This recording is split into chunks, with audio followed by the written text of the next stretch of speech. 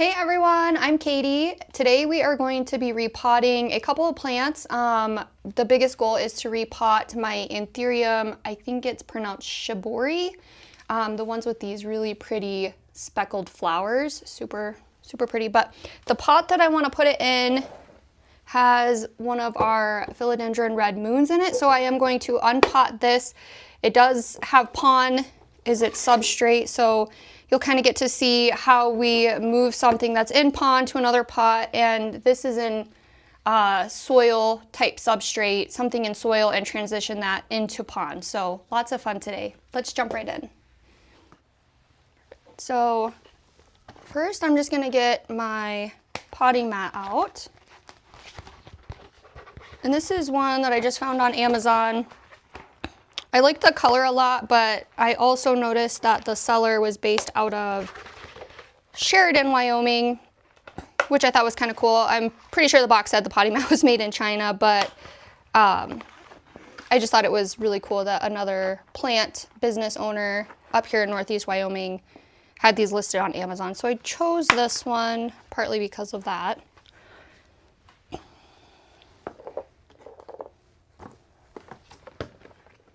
Okay, so first, what I have here, this is just a lechuza self-watering pot. It's pretty standard. It has the water gauge there. This is an old one, so the wick in it is kind of nasty, has some buildup on it. This is the reservoir base, so it has the water in there. And this wasn't potted up all that long ago, so I'm hoping it comes out of the pot fairly easy. It should. So when I'm unpotting anything that's in these lechuza pon pots, this is a thicker plastic. This one isn't as bad as some of them. I just kind of go around the outside and just give everything like a really good squeeze to kind of hopefully loosen up the roots or anything that's really in place. And then I think I have my bucket of pon here. What I'm going to do, I do typically just reuse the pon, so I'm gonna dump this right back into my pon bucket. Oh yeah, this is gonna come right out. It's not normally this easy, but like I said, this was literally just potted up not that long ago. So as you can see, very large root mass, healthy plant. I did take a cutting, I think I took, no, maybe I didn't.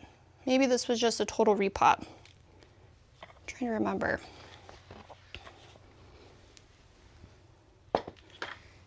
And I have a couple different pot options. This is just a smaller lechuza. Like I was saying, this one has a little bit thicker plastic on the outside. And what I do typically is I kind of just nestle the roots in here to see.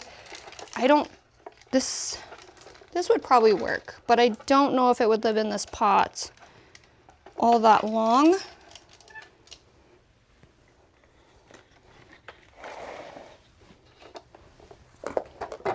And then I did reorder, I have been buying this off-brand of self-watering pot. They're quite a bit cheaper than the lechuzas, and I don't mind them.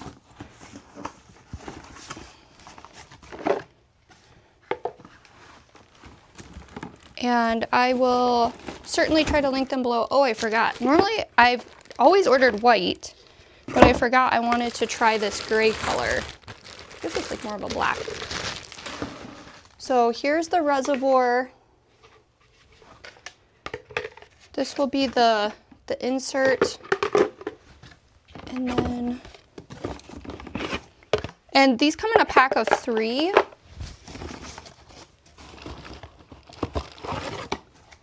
And then here's the water gauge. These ones come pre-assembled, which is nice. They make it super easy. And you just slide it in the bottom like that. And you're good to go.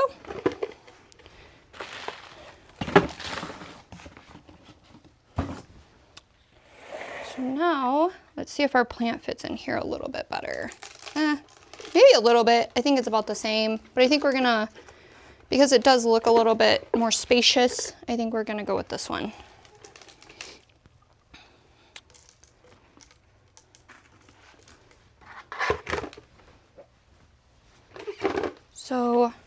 what I'll do,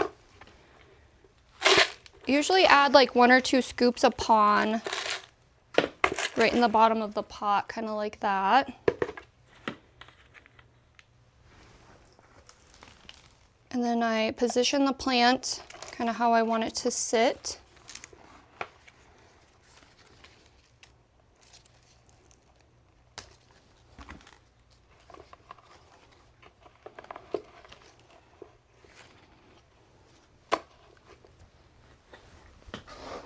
And then at that point with the Pon, or really kind of anything, you just kind of fill in the pot around the roots with whatever substrate you're using.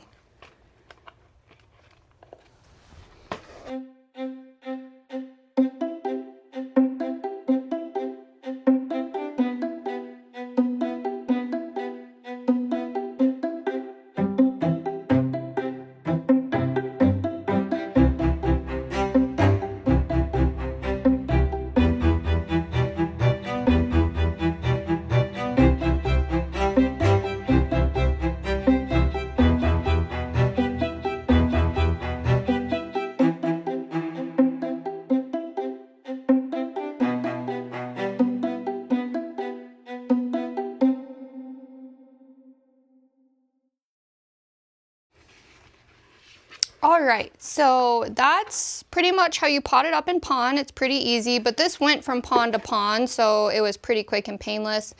The fact that it wasn't well rooted into that other pot made it really easy to remove. I don't think I've ever had as easy as of a time taking a plant out of Pon as that was. So next, I would just water this through. I would dump a good amount of water through the pond and let it drain out, and then fill the reservoir until the water level on the meter here was full, but we'll do that in a little bit. I'm gonna set him aside for now.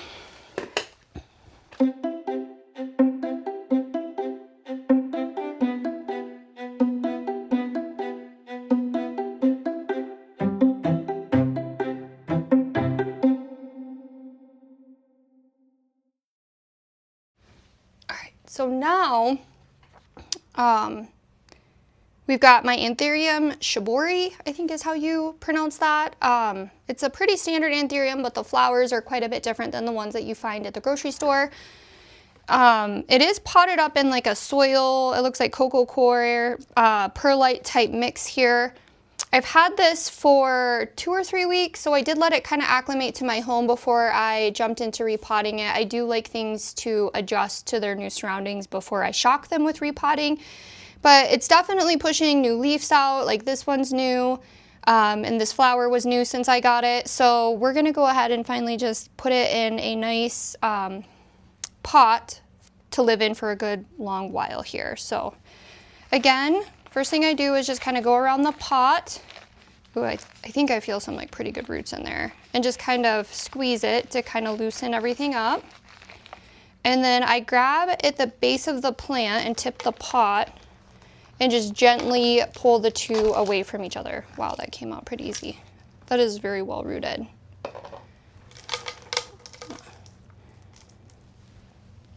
Look at that root mass.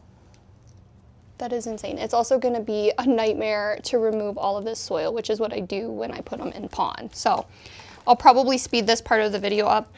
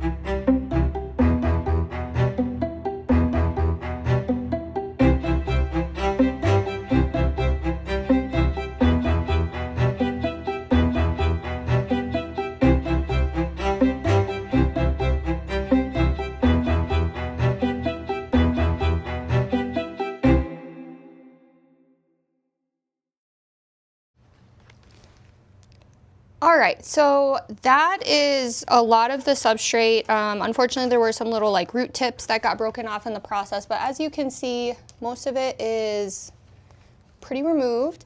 I am going to go rinse the root mass off before I put it in pond, so we will be right back. All right, so we're back. As you can see, I kind of went ahead and rinsed the roots off really well. There is still some kind of remnant substrate. I'm not too worried about it. I don't take like a scrub brush or anything and really scrub it. I did notice that this has a really long main stem on the plant, which is super cool. I don't know, kind of cool. Like I could cut this if I wanted to. Maybe I should. You know what, I think I am going to cut it. And one, I think it would be cool to have a couple of these plants because I really do enjoy it. But the stem is really long. So it's like this part of the plant is much firmer than the roots. So it'd be hard to really push it down into the pot. Not that I'm afraid of not having space, but yeah, I think we're just gonna do a cut. So let me, and I do typically reuse potting mix like this. What I do is I do have a big bin. I do plan to make another video for you guys to kind of show you how I mix up the soil mixture that we use. But I do reuse stuff like this in that mixture. I'm not like super specific about how I mix things, obviously, if I'm reusing substrates from previous plants, but I will not necessarily take this and pot another plant in it. What I do is I dump it in that bin, and I actually do bake my soil every time before I reuse it. So this will go out in that bin, and then when I need more soil, I put it in one of those disposable aluminum trays. I preheat my oven to like 200 to 250, and I bake it for 2 to 4 hours, somewhere in that range there. So I'm just gonna set this aside for now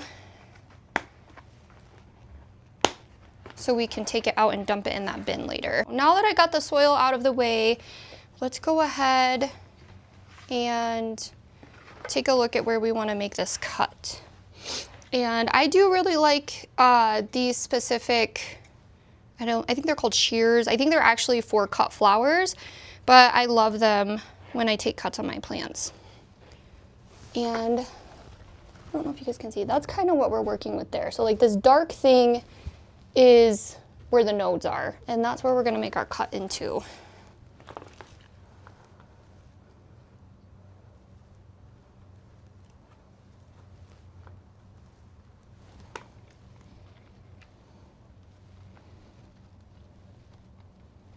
And this would be considered a butt cut or a base cut.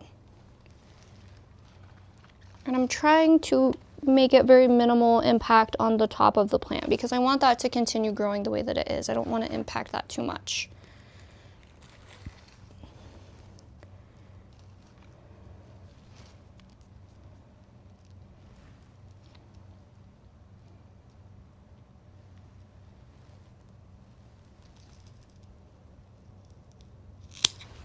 Okay, so it's not like a huge cut. It definitely has a couple nodes on it. I'm gonna peel some of this. The reason it's black is it's like the old sheath where the new leaves come out of is still on here. And it just discolored in the soil and kind of started to like rot off basically. So, all right. I'm not gonna worry too much about that. And I might even cut this into a couple different pieces. What I will do is kind of inspect this further. This is what we're working with here. It does have a few roots on it. We could cut this into at least like 2 different pieces. You could even get pretty risky with it and cut each individual node to get as many plants as possible. I used to do that very early on when I started propagating plants, and in general, like you will have some loss whichever way you go, but it's a lot riskier to do that, where if you have multiple nodes on a cutting, if one of them fails, it has like a second chance, I guess, or a third chance, or whatever it is, if you leave more than one node per cutting.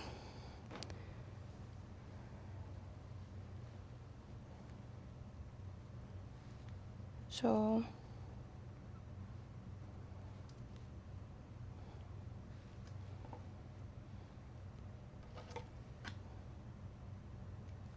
we're just gonna cut that there. Okay, so I think that's where I'm gonna cut it.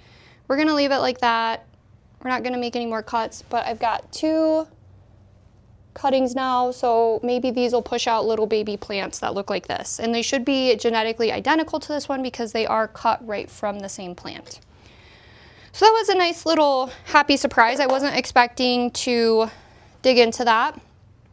Some people, when they cut their plants, they will let these callus over for a little bit, however long. I've never really done that, and I haven't really had a lot of issues. You know, you can take cinnamon, charcoal, and even put it on the end. You can even let it just sit out for 20 or 30 minutes and it will callus over.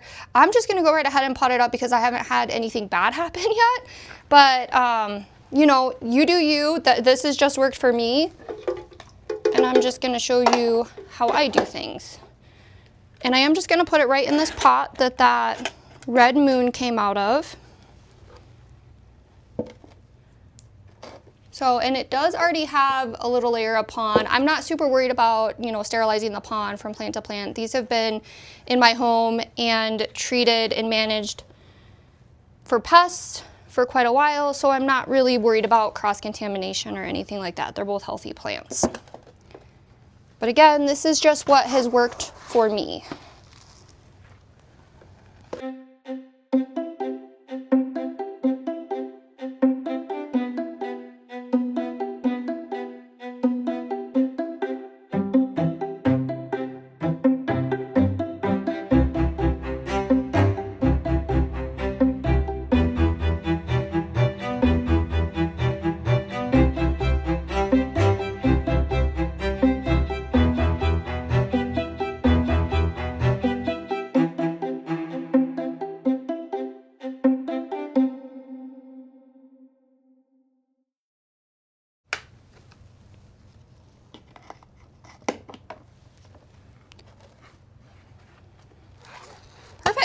So now they're both repotted in the substrates that they're going in pots that they're going to live in for a while.